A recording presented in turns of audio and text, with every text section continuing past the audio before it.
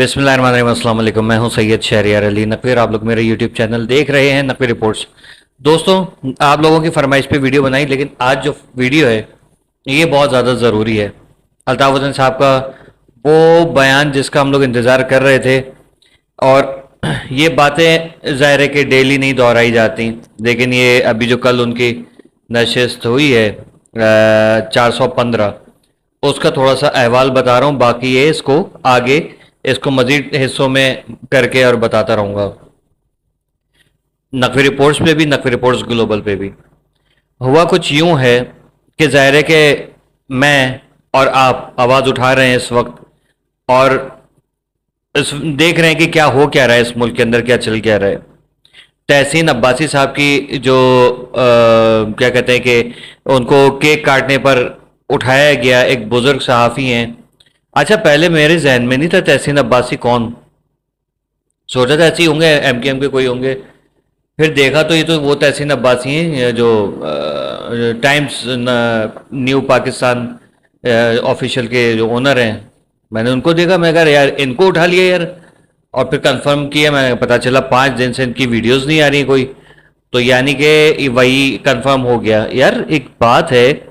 जो अल्ताफ हुसैन साहब ने बात की, बड़ी इंपॉर्टेंट है, पहले वो रख देता हूँ। फील्ड मार्शल आसिम मुनीर साहब को मुखातिब करके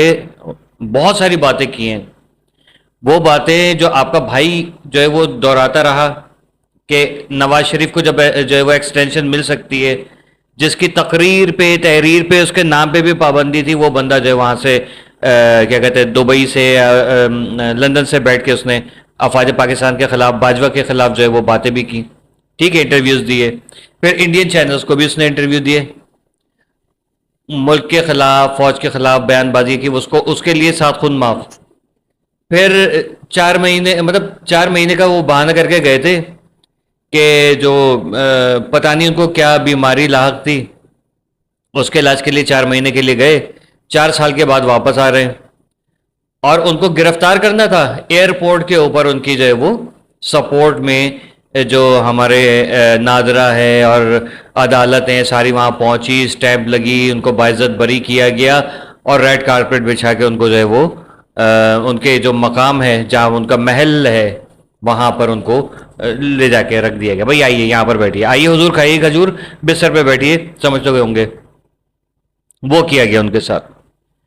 जुल्फ़िकार अली भुट्टो का मामला दोहराया उन्होंने, बेनज़ीर भुट्टो साहिबा का मामला दोहराया उन्होंने। बिलावल के बारे में उन्होंने बड़ी अहम बात की कि बिलावल को जो है वो उसको वैसे ट्रेंड करना चाहिए। मैं हमेशा ही बात करता हूँ, देखिए बिलावल जो है ना वो एक फ्रेश ब्लड है,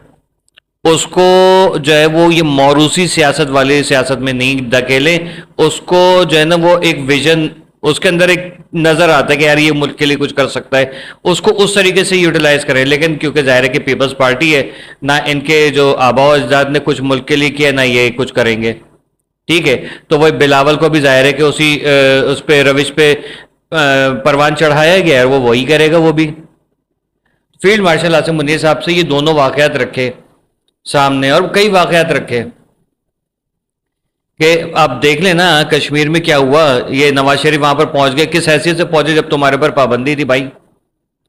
ठीक है। तो अल्ताफ हुसैन साहब जाहिर है गुस्सा होंगे, गुस्सा होना चाहिए भी है कि भाई मेरे ऊपर तो पाबंदियां हैं, मेरे लिए मेरे कोई एक छुपे हुए, मतलब छुप छुपा के कहीं कोई केक काट रहा है, उसके ऊपर भी पाबंदी लगा दी, उसको भी उठा के ले गए, और पता नहीं कौन सी दफा लगाई है, 78 आई थिंक लगाई है एटीसी की अदालत में। यार क्या 15 साल के लड़के का क्या जो है वो जुर्म है, वो मुजरिम है, उनको काल कोठरी में, मतलब कोई यहाँ पर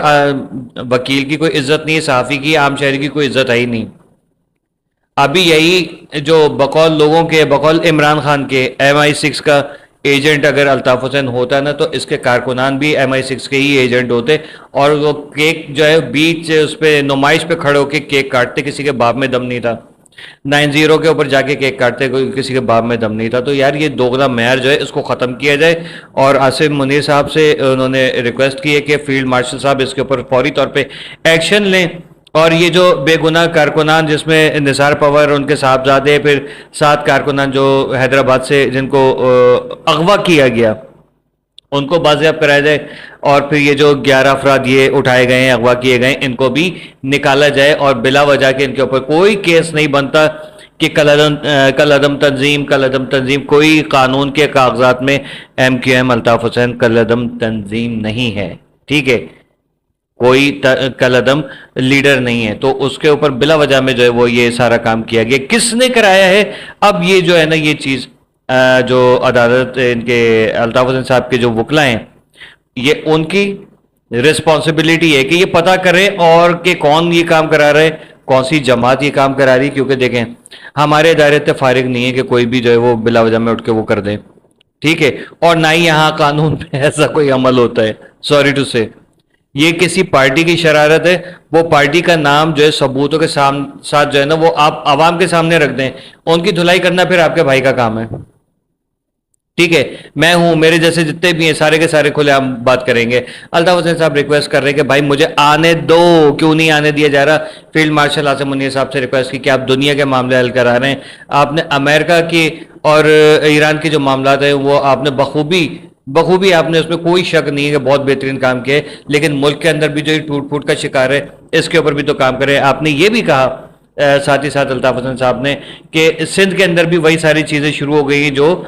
بلوچستان میں اور کے پی کے میں شروع ہوئی اور پھر کشمیر میں، اب سندھ میں ایسا کیا ہو رہا ہے؟ یہ تو میرے لیے اس وقت زیادہ مطلب نئی خبر ہے، اس کے اوپر میں ریسرچ کروں گا اس وقت سندھ کے اندر اور کیا ہو رہا ہے، کیونکہ یہ تو پتہ ہے میں جاگیردار وڈیرے اور سرمایہ دار ان لوگوں نے جو ہے ملک کا بیڑا غرق کیا ہوا ہے، اور ملک کے اندر میں یار ایک بات میری سمجھ میں نہیں آتی، افواج پاکستان کے لیے ظاہر ہے کہ اگر آپ دیکھیں تو باجوہ تک فوج مسلسل انٹرپٹ کرتی ہے پالیٹکس میں، پاکستان کی سیاست میں، اور ان کی پورے کراچی میں سب سے زیادہ پراپرٹیز ان کی ہیں، ٹھیک ہے، اور مطلب سرمایہ کار بنے ہوئے، لیکن فیلڈ مارشل عاصم منیر صاحب کیا اس چیز کے اوپر کوئی ایکشن لیں گے کہ نہیں لیں گے؟ یہ ایک بہت بڑا سوال ہے، کیونکہ عاصم منیر صاحب نے اور احمد شریف چودھری صاحب نے D G I S P R فخر پاکستان، انہوں نے کہا کہ ہم پالیٹکس میں نہیں ہیں۔ اگر دیکھیں ایک بات بتاؤں، اگر یہ پالیٹکس میں نہیں ہے اور جمہوریت یہ کام کر رہی ہے تو بھائی میں چاہتا ہوں کہ آرمی جو ہے وہ فوری طور پہ انٹرپٹ کرے اور فوری طور پہ جو ہے وہ کیا کہتے ہیں کہ یہ جمہوریت کو جو ہے نا وہ کیک آؤٹ کرے۔ تو یہ وہ چیزیں ہیں کہ جس کی وجہ سے ملک ترقی نہیں کر پا رہا۔ آپ پانی کے مسائل، ابھی آج کافی ٹائم کے بعد کراچی کے حوالے سے الطاف حسین صاحب نے بات کی کہ بھائی دیکھیں کراچی کو موئنجو دڑو بنا دیا، کراچی کو موئنجو دڑو نہیں، کراچی جو دڑو بنایا ہے، کراچی جو دڑو بنا دیا ہے پیپلز پارٹی نے، اور الطاف حسین صاحب نے بہت اہم بات کی کہ بھائی دیکھیں ہمارے اداروں کے پاس ہر ایک کی لسٹ ہے، کس نے کتنا کھایا، کہاں سے کھایا، کدھر کدھر ان کے اثاثے، سب چیزیں ہماری ایجنسی کے پاس ہیں۔ یہ بات بڑی امپورٹنٹ کی ہے الطاف حسین صاحب نے، اور اس کے اوپر ایکشن لینا چاہیے۔ یہ پیپلز پارٹی کو، نون لیگ کو سدا کے لیے بین کر دیں، ان کی جائیدادیں ضبط کریں، اور ان کے جو جتنے بھی وہ ہے نا کیا کہتے ہیں انہوں نے قرضے لیے ہیں ان کو کڑی سزا دیں، اور ان سے جو ہے وہ پورے ملک کا جو انہوں نے مقروض کر کے رکھ دیا ہے یہ نکالیں سارے پیسے۔ ہمیں کیا ضرورت ہے اس کی آئی ایم ایف کی؟ ہمیں آئی ایم ایف کی کوئی ضرورت نہیں ہے۔ میں بارہا اس کے اوپر آواز اٹھا رہا ہوں کہ ہم سندھی، مہاجر، پٹھان جو یہاں کراچی میں بستے ہیں، جو کماؤ پوت ہیں سارے کے سارے، ٹھیک ہے، جو بزنس ہولڈرز ہیں، بلوچ ہیں، اس میں پنجابی بھی ہیں، سرائکی بھی ہیں، سب لوگ ہیں، ہم لوگ سارے مل کے جو ہے وہ اس شہر سے ہی، کراچی سے خالی جو ہے وہ پورے ملک کو چلا سکتے ہیں، اور ایون یہ کہ اتنا کر سکتے کہ دوسرے ملکوں کو قرضہ بھی دے سکیں۔ یہ ہماری ایبلٹی ہے، یہ ہماری کیپیسٹی ہے، اس کو یوٹیلائز کریں۔ پورے ملک کے اندر ہر دوسرا شہر جو ہے وہ فائنینشیل ہب ہونا چاہیے، ایسا کچھ کریں، کماتا کہ جاتا وہ پورا ملک ہو کہ بھائی پورا ملک ترقی کرے۔ کہیں دنیا میں دیکھا ہے کہ پورے دنیا اس میں کسی ملک کا ایک کوئی فائنینشیل ہب ہو اور